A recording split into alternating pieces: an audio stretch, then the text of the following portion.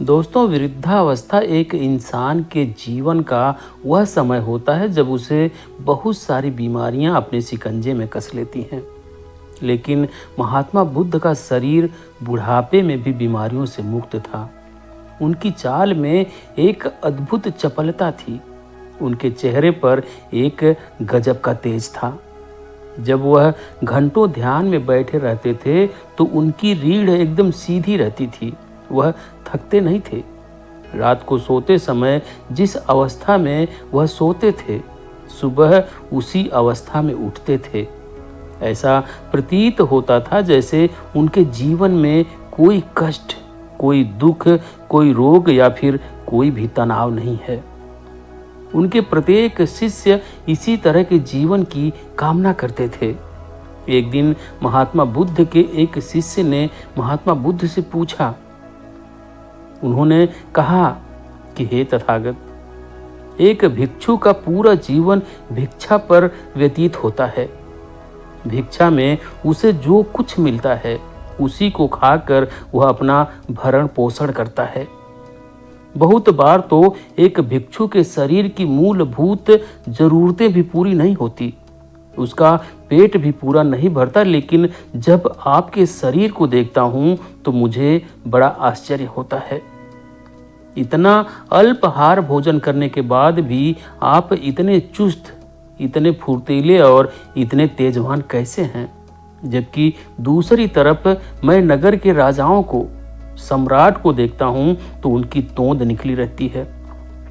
बहुत बार वह वैद्य और हकीम को बुलाते रहते हैं, यानी कि उनका स्वास्थ्य भी ठीक नहीं रहता।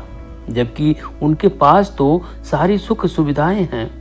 जिस प्रकार का व्यंजन या फिर जिस प्रकार का भोजन वह करना चाहे वैसा भोजन वह कर सकते हैं, या फिर जिस प्रकार का भोजन वह करना चाहें वैसा अपने रसोइये से बोलकर बनवा सकते हैं। लेकिन बावजूद इसके शरीर की पीड़ाओं से वह बहुत परेशान रहते हैं। मैं बहुत राजाओं से मिला हूँ, बहुत बड़े बड़े लोगों से मिला हूँ। तो इसके पीछे क्या रहस्य है कि एक भिक्षु जिसको पूरा भोजन भी नहीं मिलता, वह स्वस्थ होकर अपना जीवन जीता है, और दूसरी तरफ जिनके पास सारी सुख सुविधाएं हैं वह अपने जीवन में शारीरिक कष्ट और पीड़ाएं भोग रहे हैं। महात्मा बुद्ध ने बड़ी ही सौम्य मुस्कुराहट के साथ उत्तर दिया कि मनुष्य जीवन पर्यंत भाग दौड़ में लगा रहता है। ऊर्जा हमें किसी विशिष्ट भोजन से नहीं मिलती है, बल्कि हर भोजन ऊर्जावान हो सकता है। तुमने देखा होगा कि जो लोग रूखा सूखा भोजन खाते हैं वह भी अक्सर शारीरिक रूप से मजबूत पाए जाते हैं, और जो लोग किसी विशिष्ट प्रकार का भोजन यह सोच कर करते हैं कि इसे खाने से हमें ताकत मिलेगी, हमारे शरीर को ऊर्जा मिलेगी, तो तुमने देखा होगा कि ऐसे लोग अक्सर बीमारियों से ग्रस्त पाए जाते हैं। सवाल हम किस प्रकार का भोजन करते हैं यह नहीं है, बल्कि असली सवाल यह है कि जो भोजन हम करते हैं वह किस प्रकार करते हैं। भोजन का सही इस्तेमाल हम कर भी पाते हैं या नहीं कर पाते। जरूरी होता है कि भोजन करने के नियम हमारे जीवन में अपना लिए जाएं, ताकि साधारण सा भोजन भी हमारे शरीर को वह ऊर्जा प्रदान कर सके जो हमारे शरीर के अंगों को सुचारू रूप से चलाने के लिए आवश्यक होते हैं। शिष्य ने बड़े आश्चर्य के साथ पूछा कि हे तथागत, मैं आपकी बात का अर्थ समझा नहीं। तथागत ने उत्तर देते हुए कहा कि जब भी हम भोजन करते हैं तो क्या वास्तविकता में हम होश पूर्वक अपना भोजन करते हैं? एक व्यक्ति किसी से बातचीत करता हुआ भोजन करता है, तो दूसरा व्यक्ति अपने विचारों में डूबा हुआ भोजन करता है। भोजन तो उनका शरीर कर रहा है, लेकिन उनका मन इस भोजन करने में सम्मिलित होता ही नहीं है।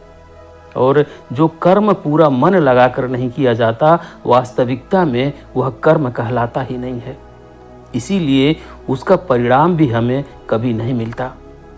मैं तुम्हें भोजन करने के कुछ आसन और कुछ नियम बताना चाहता हूँ। जिनको अपनाकर कोई भी मनुष्य निरोगी होकर अपना जीवन सुखपूर्वक व्यतीत कर सकता है। अपने मन में पैदा करना बहुत आवश्यक होता है। उसके प्रति आभार व्यक्त करने से मन में प्रेम का उदय होता है और हमारा शरीर अपने आप ग्रहणशील बन जाता है। तीसरा नियम, जो कि हमारे शरीर की बहुत सारी बीमारियों को खत्म कर देगा, वह है कि सूर्यास्त के बाद कभी भी भोजन नहीं करना। रात्रि के समय भोजन करने से हमारा शरीर उस भोजन को पचाने के कार्य में लग जाता है, लेकिन अगर रात के समय हम अपने शरीर को कोई कार्य नहीं देते हैं तो यह हमारे शरीर की बीमारियों को खत्म करने में लग जाता है। हमारा शरीर अपने आप अपनी बीमारियों को ठीक और उसकी मरम्मत करने की शक्ति रखता है, लेकिन पर्याप्त खाली समय ना मिलने के कारण हमारा शरीर अपनी बीमारियों को ठीक कर ही नहीं पाता। देर रात्रि में भारी भोजन करने से पूरी रात हमारा शरीर उसको पचाने के कार्य में लगा रहता है, वह कभी खाली हो ही नहीं पाता। इसीलिए हमारे शरीर में जो भी बीमारियां पैदा होने लग रही हैं, वह हमारा शरीर अपने आप ठीक कर नहीं पाता है। सूर्यास्त के आधे घंटे बाद तक आप भोजन कर लीजिए या फिर उससे पहले भोजन कर लीजिए, लेकिन रात्रि के समय भोजन करना शरीर के लिए हानिकारक होता है। महात्मा बुद्ध ने आगे कहा कि देखो, अच्छा भोजन वह माना गया है जो हमारे शरीर के साथ हमारे मन को भी प्रसन्न रखे। खाना खाते समय झगड़े के भाव रखना, किसी ऐसी जगह पर बैठकर खाना खाना जो साफ सफाई वाली ना हो, जो गंदी हो, या फिर ऐसे व्यक्ति के साथ बैठकर भोजन करना जिसके मन के विचार अच्छे ना हो, तो उससे हमारा मन कभी प्रसन्न नहीं हो सकता है।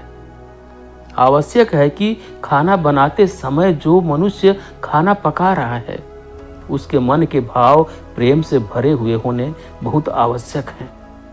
अगर वह घृणा के, गुस्से के या फिर झगड़े के भाव रखेगा तो खाने में उसी प्रकार के गुण सम्मिलित हो जाते हैं। हर खाने का अपना एक विशिष्ट गुण होता है और यह गुण और ज़्यादा अधिक हो जाता है जब यह मनुष्य के गुण के साथ मिलता है।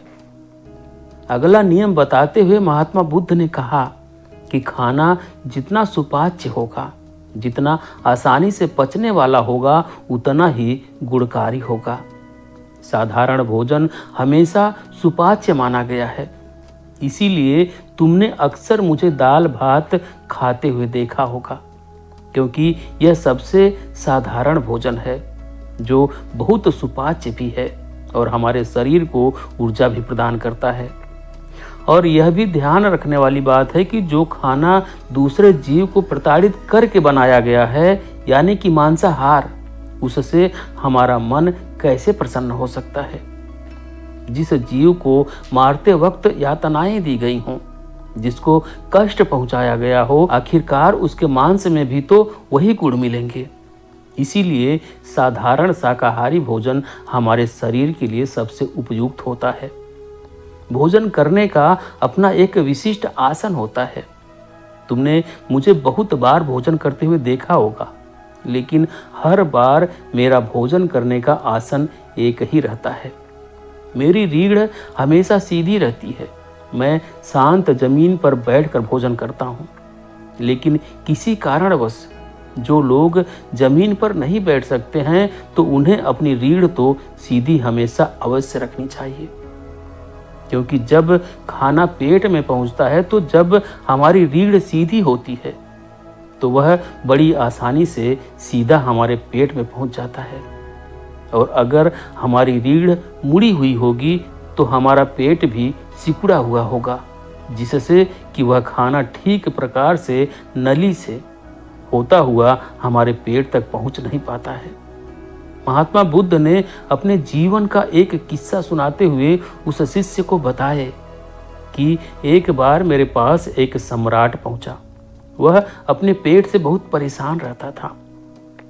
जब वह मेरे पास अपनी समस्या लेकर पहुंचा तो मैंने उनको बताया कि राजन, एक सम्राट के जीवन में शारीरिक मेहनत तो बहुत कम होती है, लेकिन वह भोजन बहुत अच्छा करना चाहता है।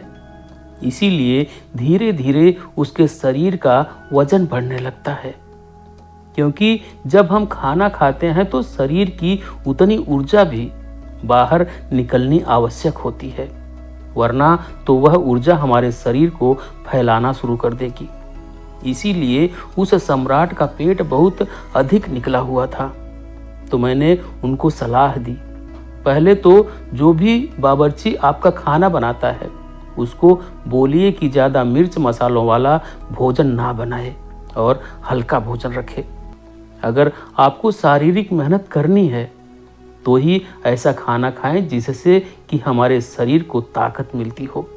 लेकिन खाली बैठे अगर आप देसी घी या मांसाहार जैसा भोजन करेंगे तो शरीर को उसे अपने अंदर समाहित करने के लिए अच्छी प्रकार मेहनत करनी भी आवश्यक होती है।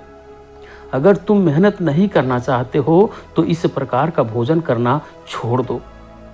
हल्का भोजन करो, साधारण भोजन करो, कम मिर्च मसालों वाला भोजन करो, जिससे कि तुम्हारे पेट में कोई भी बीमारी या कोई भी समस्या पैदा हो ही ना। शिष्य ने बड़े ही कृपा भाव से अपने हाथ जोड़कर महात्मा बुद्ध को प्रणाम करते हुए कहा कि हे तथागत, सब कोई हमें यह तो बताता है कि हमें किस प्रकार का भोजन करना चाहिए, लेकिन भोजन करने के क्या नियम होते हैं, भोजन किस प्रकार करना चाहिए, उसके क्या आसन होते हैं, वह आपने आज मुझे अच्छी तरह से समझा दिया। मैं आपका बहुत बड़ा धन्यभागी हूँ, मुझे जाने की आज्ञा दीजिए। इसके बाद महात्मा बुद्ध अपने उस शिष्य के साथ वन की तरफ घूमने के लिए निकल जाते हैं। तो दोस्तों, ये थी आज की कहानी। आपको कैसी लगी कमेंट करके ज़रूर बताएं। वीडियो को लाइक करें, शेयर करें और चैनल पर नए हैं तो चैनल को सब्सक्राइब जरूर करें। बेल आइकन भी प्रेस कर लें ताकि आने वाली सभी वीडियो का नोटिफिकेशन सबसे पहले आपको मिले। वीडियो देखने के लिए बहुत बहुत धन्यवाद।